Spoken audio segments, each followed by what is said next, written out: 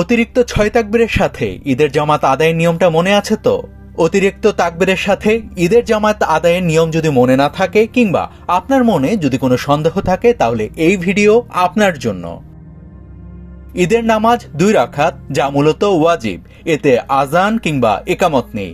যাদের উপর জুমার নামাজ ওয়াজিব তাদের উপর ঈদের নামাজও ওয়াজিব। ঈদের নামাজের পার্থক্য হলো অতিরিক্ত 6টি তাকবীর দিতে হবে। প্রথম রাকাতে আল্লাহু আকবার বলে হাত বেঁধে সানা পাঠ করে অতিরিক্ত 3 তাকবীর দিতে হয়। আর এই জায়গাটাতেই প্রথম ভুলটা হয়। যারা জানেন না তারা রুকুতে চলে যান কিংবা অতিরিক্ত তাকবীরের পর হাত কোথায় রাখবেন সেই বিষয়ে অস্বস্তিতে পড়ে যান।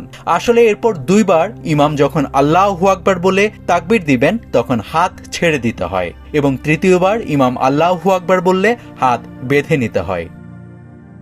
এরপর ইমাম স্বাভাবিকভাবে সূরা ফাতিহার পর অন্য একটি সূরা পড়ে রুকুতে যাবেন এবং সিজদায় যাবেন এবং অন্যান্য নামাজের মতো দ্বিতীয় রাকাতের শুরুতেও সূরা ফাতিহার পর অন্য একটি সূরা মিলাবেন ইমাম। তবে এরপরেই একটা ভুল হয় বেশিরভাগ মুসল্লির। ইমাম যখন আল্লাহু আকবার বলেন তখন বেশিরভাগ মানুষই রুকুতে চলে যান, কিন্তু তখন অতিরিক্ত 3 তাকবীরের সাথে হাত ছেড়ে দিতে হয়। ইমাম যখন চতুর্থবার তাকবীর দিবেন তখনই রুকুতে যেতে হয়।